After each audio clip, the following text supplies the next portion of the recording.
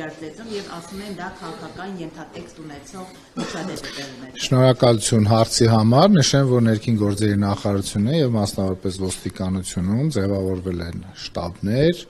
աշխատանքային խմբեր եւ պատշաճ հասարակական կարգ ու կանոն ապահովել բոլոր ընդրատեղամասերում։ Նշեմ նաեւ, որ մենք ամսի 7-ին արձանագրել ենք արդար, ազատ եւ թափանցիկ ընտրություններ, իհարկե նաեւ մշտադիտարկում է իրականացվել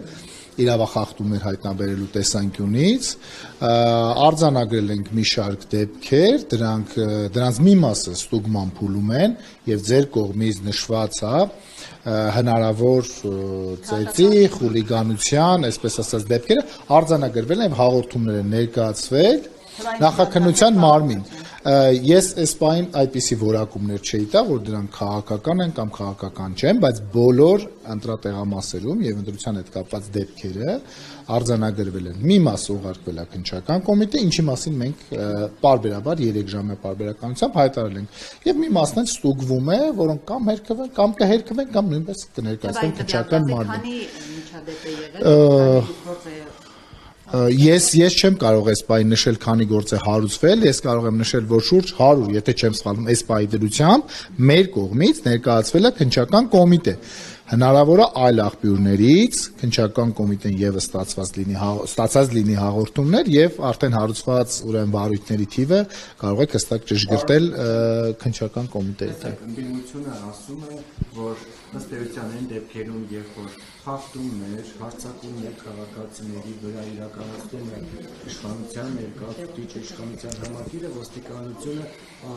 չի արձագանքում կամ ըստ էության նույն օպերատիվությամբ չի արձագանքում, ինչ եթե տեղի ունենում հակառակօրինակ Մասիսում մենք բոլորս տեսանք կադրերը, վստահ եմ դուք էլ եք տեսել, թե ինչպես էր Մասիսի ԵԿՄ նախագահը հարձակվում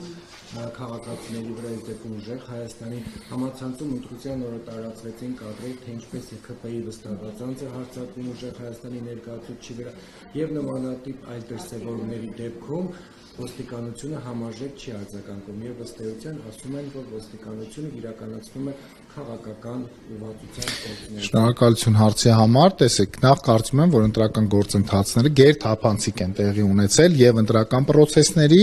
եւ հնարավոր իրավախախտումների, այսպես մշտադիտարկման տեսանկյունից, ես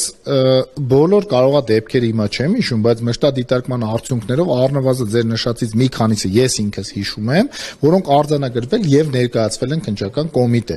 Ներկայացվել են, բոլորով ներկայացվել են, ես ուղղակի թվարկված դեպքերը տենց ամբողջությամբ չնույնացրեցի, բայց բոլորը ներկայացված են եւ համապատասխանաբար քննություն է լինելու։ Տեխնիկական հերությունները ինչ ծավալ են կազմել, ենթադրենք մարդ որ մահացել է ժամանակ որակին ցուցակները տպված են եղել, դիմությունը իրենց մասին էլ խոսում, դրանք ինչ ծավալ են։ Դե հնարավոր է նաև որոշ դեպքերում այդպիսի դեպքեր արձանագրվում, բայց դրանք ես չեմ կարծում, որ էական են եւ պարզաբանվել են եւ ընտրության օրը պարզաբանումներ տրվել են օպերատիվ աշխատել է նաև միգրացիա եւ քաղաքացիության ծառայությունը եւ ընդ որում եթե կան նաև էլի պարզվող է պարզաբանվող հարցեր, բավականին թափանցիկ process-ում կարելի է դրանք տալ պատկան մարմիններին եւ ստանալ պատասխաններ։ Շնորհակալ եմ։